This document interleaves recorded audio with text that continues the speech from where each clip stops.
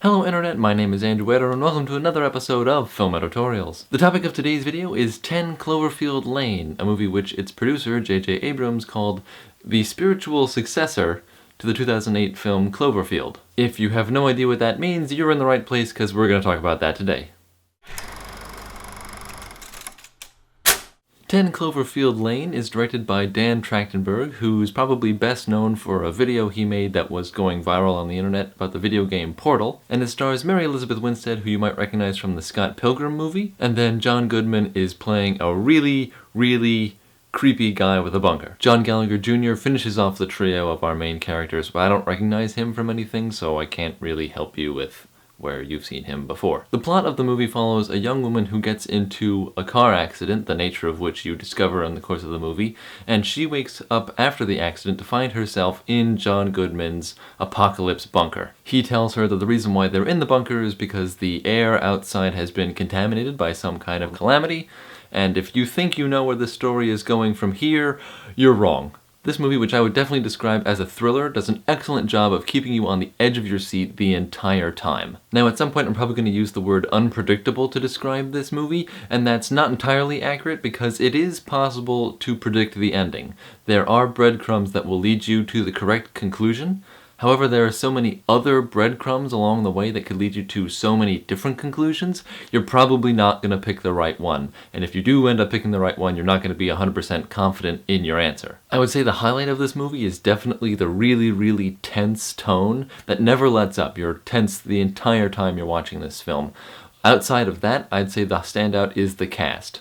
Everybody does a really good job with their roles. John Goodman is the standout of the three leads. Because the vast majority of the movie is set inside this, 3-room bunker, there's not a lot they can do with the cinematography to make it super interesting and tense. There are definitely moments where the cinematography helps in that, but really, the technical side of things that's going to help this movie work, and really does make this movie work, is the sound design. The way the music works, the way the sound effects are designed and incorporated, so the jingle of keys is really important. Any noise you hear coming from the surface is super important. The sound of air vents, all these things heighten the atmosphere of the film and continue to add to that really tense feeling that drives this movie forward. And because this is a thriller and any spoilers of the plot would be really detrimental to your movie-going experience, I can't talk about what happens at the end of the movie, but I will give you my reaction at the end of the movie, and that is, I was really excited by the end. If the movie had ended about 2 minutes earlier, I would have been rather upset with how it turned out, but the way it finishes is really satisfying and leaves you wanting more, but not in an annoyed way. It's just like, I'm waiting for an 11 Cloverfield Lane now. That last comment segues naturally into discussion of what is this movie's relationship with the 2008 Cloverfield movie. Basically, if you haven't seen the 2008 movie, you're not missing anything. I mean, you're missing something because that movie's kind of okay in an experimental sort of way, but you're not missing anything in terms of 10 Cloverfield Lane. If you did see the original Cloverfield, then I think this movie actually adds to your understanding of that movie. I can't go into that again because of spoilers, but I do think that there are some ties connecting them. As far as negatives go, I would say that this movie does follow its predecessor's example by getting a little too caught up in its own mystery. The original Cloverfield, you didn't really know what was going on. There were a lot of questions you had at the end of that movie.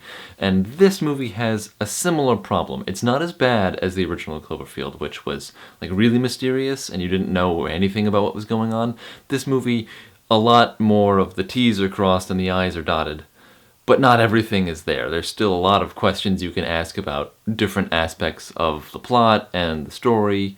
How does this work? How does that work? And the movie doesn't answer them, but you don't need the movie to answer them to be satisfied with this movie emotionally. Also, I felt that there was kind of a delayed introduction to Mary Elizabeth Winstead's character's emotions. She has this emotional arc that she's going through, and we get introduced to it after she's in the bunker, which is, a decent chunk of time, probably about 20 minutes in. That's when we first realize what her character is all about and why her character is changing. That didn't throw off the tense feeling of the movie, which is definitely the overall reason why you should go see this movie, but it did prevent me from being totally invested in her right away, besides the fact that she's the main character. But once we learn what her emotional rationale is, then I was really able to get behind her. Okay, so this is going to be a quick and easy one for me. I'm going to have to give 10 Cloverfield Lane 5 stars out of 5. The cast does a really excellent job. I like the plot, and I like the way the plot works out at the end. And I really, really like the tense feeling that pervades the entire movie that never lets up. There are, however, some questions that remain about certain aspects of the plot, and we have that delayed emotional introduction to the main character which I was talking about before. Okay, I think that's going to be it for today's video. Thank you for watching.